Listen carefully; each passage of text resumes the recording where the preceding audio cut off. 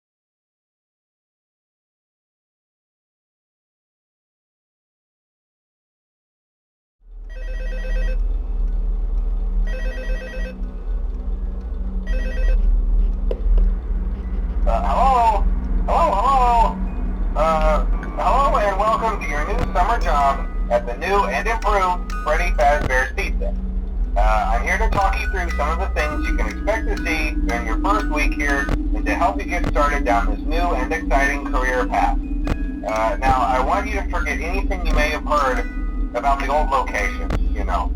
Some people still have a somewhat negative impression of the company. That old restaurant was kind of left to rot for quite a while, but I want to reassure you, Fazbear Entertainment is committed to family fun and above all, safety. They've spent a small fortune on these new animatronics. Facial recognition, advanced mobility, they even let them walk around during the day. Isn't that neat? But most importantly, they're all tied into some kind of criminal database so they can detect a predator a mile away. Heck, we should be paying them to guard you. Now that being said, no new system is without its kinks. You're only the second guard to work at that location. The first guy finished his week but complained about conditions. We switched him over to the day shift. So, hey, lucky you, right? Mainly he expressed concern that certain characters seemed to move around at night and even attempted to get into his office. Now, from what we know, that should be impossible. That restaurant should be the safest place on Earth. So while our engineers don't really have an explanation for this, the working theory is that the robots were never given a proper night mode. So when it gets quiet, they think they're in the wrong room. So then they go try to find where the people are, and in this case, that's your office. So our temporary solution is this. There's a music box over by the prize counter, and it's rigged to be wound up remotely. So just every once in a while, switch over to the prize counter video feed and wind it up for a few seconds. It doesn't seem to affect all of the animatronics, but it does affect one of them. And as for the rest of them, we have an even easier solution. You see, there may be a minor glitch in the system, something about robots seeing you as an endoskeleton without a costume on and wanting to stuff you into a suit. So hey, we've given you an empty Freddy Fazbear head. Problem solved. You can put it on any time and leave it on for as long as you want. Eventually anything that wandered in will wander back out. Something else worth mentioning is kind of the quirky modern design of the building. You may have noticed there are no doors for you to close. But hey, you have a light, and even though your flashlight can run out of power, the building cannot. So don't worry about the place going dark. Well, I think that's it. You should be golden. Check the lights, put on the Freddy head if you need to. Keep the music box wound up. Piece of cake. Have a good night, and I'll talk to you tomorrow.